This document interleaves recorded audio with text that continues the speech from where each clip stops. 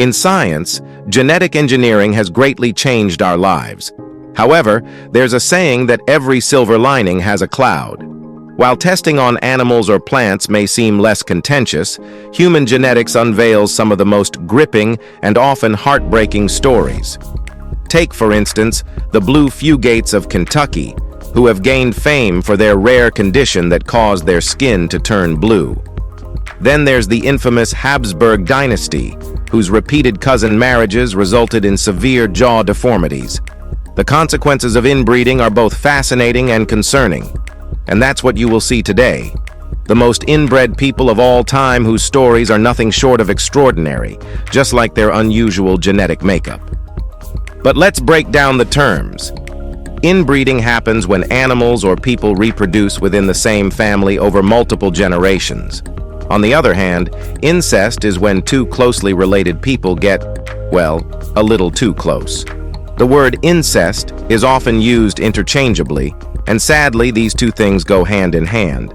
But when it's between two consenting adults, while it's definitely bizarre and carries a lot of social stigma, it's not always illegal. In fact, the laws around it can vary quite a bit depending on where you live. Some states have strict regulations against marriages between close relatives, while others may have more lenient laws. The purpose behind these laws is to prevent inbreeding and the potential for harmful genetic disorders. However, it's essential to understand that marrying a second cousin doesn't necessarily mean your children will have severe health issues. While there are some risks involved with inbreeding, especially with close relatives, these risks are often exaggerated. Here, how it works. The more people who share the same recessive gene mix, the more likely that gene will appear in the future generation. If it's something benign like red hair, that's not a big deal. But if it's something severe like hemophilia, it can become a much worse issue over time. This is why inbreeding is a significant concern in certain populations, especially in isolated communities where intermarriage is more common. Here are a few examples of how these genetic issues can develop and affect families over time. The Blue Fugates of Kentucky. In 1960, Ruth Pendergrass, a nurse in Hazard County, encountered a woman with blue skin. Blue lips, blue fingernails, everything was blue. Normally, blue skin suggests oxygen deprivation, but after tests, they found the woman was healthy apart from a mild cold. Ruth was puzzled and began her investigation, eventually discovering the unique story of the Blue Fugates from Troublesome Creek. This family was known for their striking blue skin, attributed to a rare genetic disorder. It began with Martin Fugate, who immigrated from France in the 1820s and married Elizabeth Smith. They settled in a secluded part of Kentucky, and by sheer chance, both carried a rare recessive gene responsible for blue skin. Of their 7 children, 4 were born with this distinctive trait. Living in such isolation, they did not even have a railroad until 1910, leading to intermarriages within the family. As time passed, the Fugates continued to marry within their tight-knit community, increasing the prevalence of the blue skin trait across generations. Due to their unusual appearance, the Fugates faced ostracism from society, which led them to withdraw further, amplifying the chances of inbreeding and reinforcing their blue skin legacy. Over the years, the Blue Fugates became a part of local folklore, often compared to mythical creatures like Bigfoot. In the 1960s, a couple of younger Fugates, Patrick and Rachel, decided they no longer wanted to be shunned and contacted the University of Kentucky Medical School, seeking a remedy for their blue skin. Embarrassed by their appearance, they wished to integrate into society. Their courageous pursuit of help marked a key moment for the family, challenging the stigma surrounding their condition and seeking acceptance.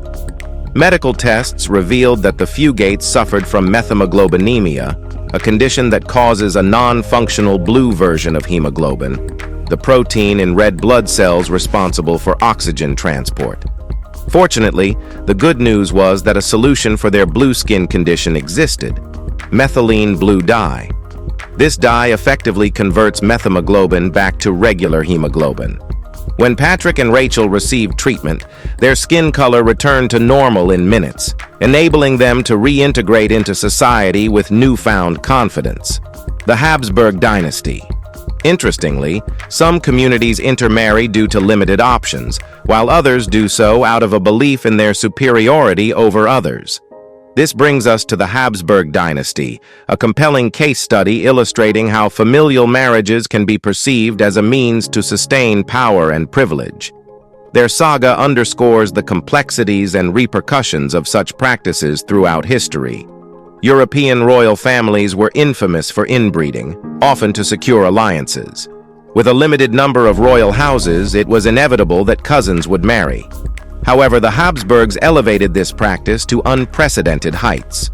The Habsburg Dynasty reigned over parts of the Holy Roman Empire and Eastern Europe from 1526 until the end of World War I in 1918, which marked the decline of their imperial authority. One branch, known as the Spanish Habsburgs, ascended to power when Philip I wed Joanna of Castile in 1496. To prevent outsiders from seizing control, they continued intermarrying for over 2 centuries.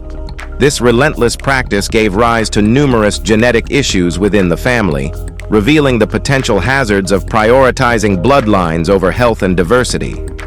The Habsburgs experienced a myriad of deformities and health challenges. Notably, more than half of their children died before reaching the age of 10. One infamous trait, dubbed the Habsburg jaw, became emblematic of the family, characterized by a protruding jaw that not only appeared unattractive, but also posed significant functional difficulties, including problems with speech and eating. Marie Antoinette, perhaps the most famous family member, exhibited a mild version of this jaw, giving her a distinctive pouty appearance. The extreme consequences of inbreeding were epitomized by Charles II, born in 1665. His father, Philip IV, had married his own niece, rendering Charles both his son and nephew. Charles had such a pronounced jaw that he couldn't fully close his mouth, leading to constant drooling. His enlarged tongue prevented him from speaking until age 8 and walking until age 4. Weak and plagued by chronic health issues, Charles eventually succumbed to madness, famously demanding that his servants dig up his ancestors so he could dine with them. His story starkly illustrates the severe consequences of familial intermarriage among royals. After Charles II's death in 1700 without an heir, rumors circulated about his autopsy, which allegedly revealed no blood in his body, a head filled with water, and blackened testicles. Though these claims are likely exaggerated, they were fueled by his extreme deformities. His demise without an heir sparked the War of the Spanish Succession, lasting 13 years, and ultimately dismantled Habsburg rule. This conflict exemplified the dire repercussions of their inbreeding practices, illustrating how the royal family's decisions impacted not only their lineage, but also the political landscape of Europe. Queen Victoria's family. Queen Victoria of England appeared to be in good health, yet her descendants faced serious health challenges. She carried the gene for hemophilia, a disorder that hinders blood clotting, elevating the risk of life-threatening bleeding. This gene had the potential to be passed down to her offspring, with males, particularly those with XY chromosomes like her sons, being at the highest risk since the condition is linked to the X chromosome. With only one X chromosome, males lack a backup to counterbalance the effects of the recessive gene. Tragically, Victoria's son Leopold succumbed to complications from hemophilia at just 30 years old. Though he was the first known family member with the condition, it's highly probable he wasn't the last, especially given the limited gene pool among European royalty.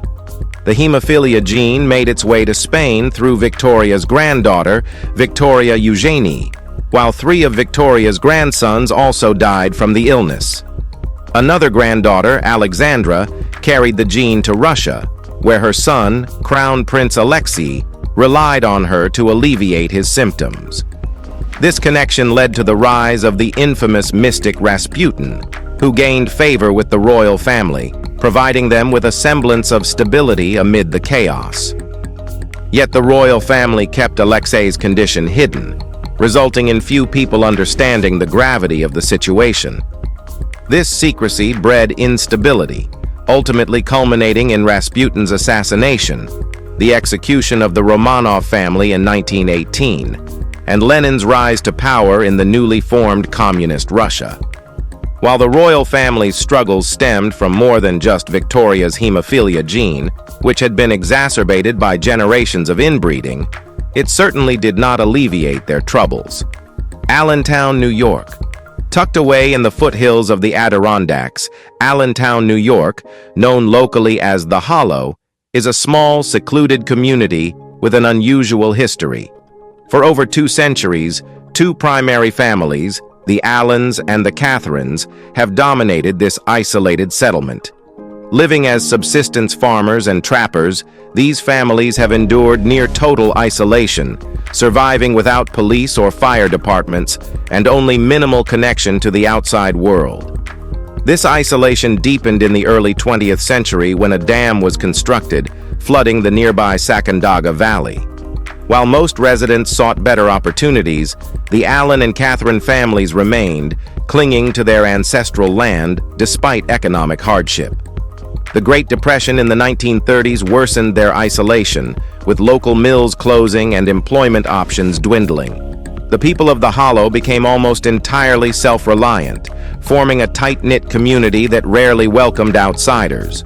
Rumors of inbreeding and conflicts within the community began to spread, and stories circulated about the construction of a wall around the settlement to keep others out, intensifying the intrigue around this mysterious enclave. In the 1970s and 80s, social workers and an anthropology professor gained access to Allentown, discovering conditions that seemed out of another era. The residents lived in homes with dirt floors, no running water, heating, or electricity, relying on fire pits for warmth. Despite their initial resistance to assistance, the families eventually allowed social workers to weatherproof their homes and introduce some modern amenities. The anthropology professor studied the community as one might an uncontacted tribe, uncovering both the challenges and resilience of the residents. The residents were eager to dispel rumors of incest, acknowledging that while nearly everyone was distantly related, the degree of inbreeding had been exaggerated. They were simply a small, isolated community with limited marriage options. A 1975 documentary titled The Hollow offers an in-depth look into life in Allentown, shedding light on the complex legacy of isolation and community resilience in this unique American town. King Tutankhamun. The discovery of King Tutankhamun's tomb in 1922 marked a groundbreaking moment in archaeology. While ancient Egyptian tombs were often targets for treasure hunters, Tutankhamun's resting place was miraculously untouched, preserving an astounding array of artifacts. Archaeologist Howard Carter and his team unearthed treasures like golden masks, intricate jewelry, and opulent furnishings, all of which offered an unparalleled glimpse into the wealth and craftsmanship of ancient Egypt. This discovery transformed Tutankhamun from a relatively obscure figure into a symbol of the opulent and mystical world of pharaonic Egypt, captivating audiences worldwide. Despite his newfound fame, Tutankhamun led a short, troubled life. Ascending to the throne at a young age and passing away around 18, his reign wasn't especially notable. However, genetic studies on his remains revealed something even more intriguing. The Egyptian royal family was highly inbred. In their pursuit of preserving divine blood, Egyptian pharaohs often married within their family. Tutankhamun's father, Akhenaten, married his own sister, a common practice to maintain the purity of the royal bloodline. This close inbreeding, however, came with a steep cost: genetic disorders. Tutankhamun himself suffered from multiple health issues, including clubfoot, cleft palate, severe overbite, and spinal deformities. He relied on a cane to walk and was prone to debilitating pain. Despite his own health struggles, Tutankhamun married his half-sister, Ankhesenamun, in keeping with tradition. Tragically, his tomb contained 2 mummified fetuses, likely his stillborn daughters, underscoring the genetic toll of such intermarriages. The legacy of Tutankhamun and his family highlights a paradox. While they held immense power, their inbred lineage brought fragility and suffering. Today, we recognize the importance of genetic diversity, a concept ancient royals overlooked in their quest for purity. This extraordinary discovery underscores both the grandeur and vulnerability of those who ruled Egypt's ancient kingdoms. Short Creek FLDS. In the Fundamentalist Church of Jesus Christ of Latter-day Saints, FLDS, large families are the norm, with polygamous marriages often leading to numerous children. This practice, rooted in their beliefs, aims to sustain their community. However, in Short Creek, the consequences of generations of inbreeding have become increasingly apparent. The issue first emerged in 1990 when pediatric neurologist Theodore Tarby examined a local child exhibiting unusual physical traits and developmental delays. After a thorough investigation, Tarby diagnosed him with fumarase deficiency, a rare genetic disorder that hampers the body's ability to produce energy, resulting in severe challenges like seizures and cognitive impairments. Faith Bistline, a former FLDS member, recounted her experience caring for 5 cousins afflicted by this condition, with only one being able to walk and all requiring extra care, including feeding tubes. Back then, fumarase deficiency was exceedingly rare, with only a few known cases.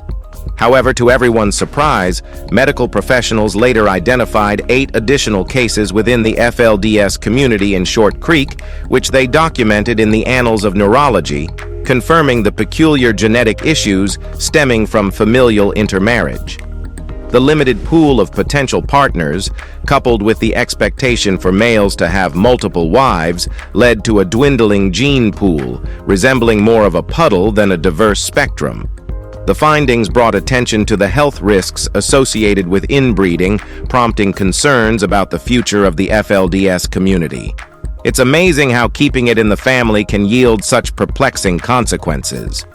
As we conclude, it's great to see how these narratives shape our comprehension of genetics and human relationships. If you found this video intriguing, don't forget to like and subscribe to our channel for more exciting content. Thanks for watching, and we'll see you in the next one.